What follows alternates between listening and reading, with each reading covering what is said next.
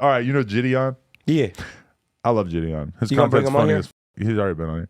But man, sometimes it's like when I really think about like how crazy the concept is of just doing skits or like doing pranks and just like going out in public and just tormenting people.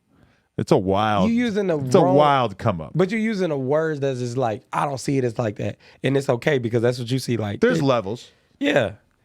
Like it's some shit. It's not like you smash somebody over the head with a vase or anything. Yeah, like let's say if I did something to your mama in one of these videos, they'd be like, oh damn, he got you, mama, like ha ha ha. But then it's some shit like you disrespecting my mama, like you forced her to be somebody she didn't want to do. So that's what Jidion did, is he was in Beverly Hills and my boy who does podcasts on here, T-Rell, his I guess wife, fiance, I don't know exactly where they're at, but she was there in Beverly Hills doing a photo shoot for their store. And so they got 2 models. She got some super gay guy, and they're just like taking photos of these girls walking on the steps or whatever.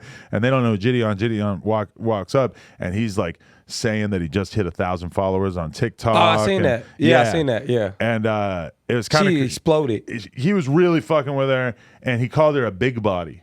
That was the bar that kind of like stood out in everybody's mind. Although, to be fair, he apparently says big body to a lot of people about a lot of things or whatever. But yeah, that gave us a window into what it would be like to have a famous YouTube prankster use your baby mama as the butt of the joke. Right. How do you feel about that?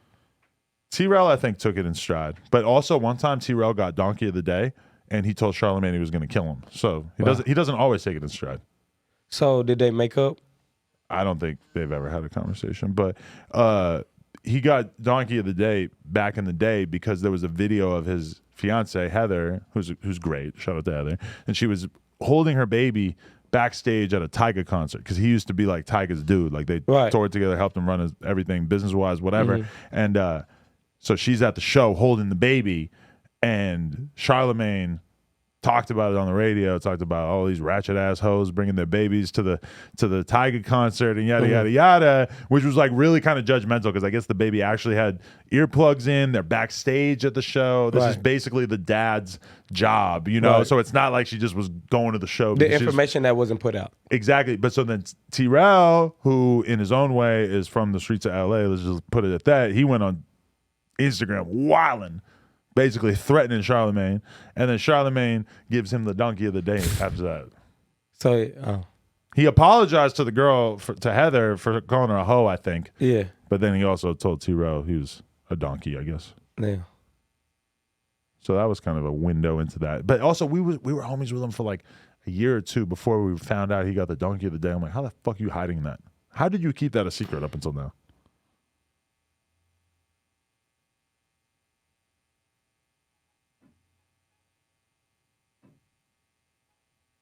You hear somebody locking their car out there? Yeah.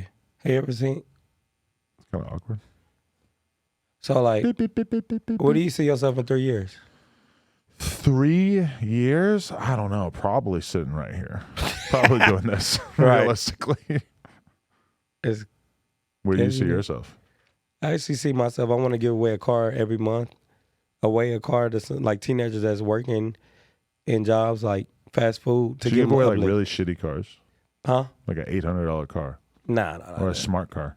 No, just something decent for them. Okay. Decent is just like, so I'll give away a car every month to like teenagers that's trying to give them plans to get up. But are you trying to get sponsors for the cars? Because isn't that what like David Dobrik's doing? He's giving away Teslas, but he's getting given the Teslas by the companies and shit. That would be dope. But I wouldn't say trying, because that means that's what I'm going for. Okay. I'm going to make it happen regardless. But if Tesla reaches out, you'll be like, okay. Yeah. Okay. That's cool. Yeah. Why does everybody got to do charity these days? It's all about... I wouldn't say charity, because look, this is what it is. Me, when I worked at a job, it was hard for me because I didn't have a car. So 9 times out of 10, if you can help the future of the people up and coming and give them a step up, some people going to make the right decision, some people going to make the wrong one. You get somebody a car, they might sell it. You get somebody a car, they might get farther and get a new, better job. So here's the thing. You pay taxes? Yeah. That's kind of like charity, right? Do you really need to give more money? Yeah, because at the end of the day, you can't die with it. And then at the end of the day, it's about making people feel good. If it makes you feel good, I'm hoping that I'm kind of far away from dying. Yeah. I mean, I ain't really worried about it. You're not worried about dying? I mean, I feel like it might be something else afterwards. Yeah, maybe. Yeah, and you not know. But we don't know. But before we got here, what was we doing?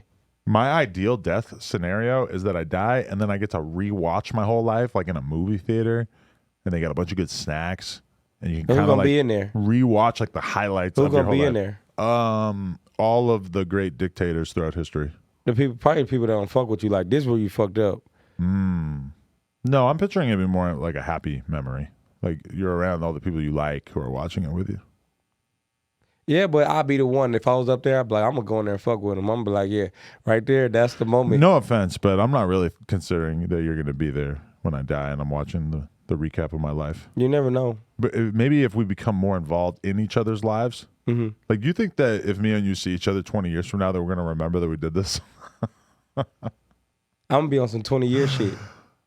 It depends on what happens in our lives. That's for sure too. Yeah. Right. Like if you have like a weekend style like career arc and you just become like the biggest star in the world, it'll probably be pretty easy to forget like every interview that you did on the way to the top. But I don't know, no, because all that stuff you're still gonna remember. Have you ever feel like you wasted an interview when they didn't do shit with their life? You're like, damn, my interview that guy, now he's not doing nothing. Nah, because you're always taking a shot, right? All right, people, we just hit 300,000 subscribers. You know we're trying to hit 400,000 subscribers. So that little red button, tap it, tap in. Appreciate y'all.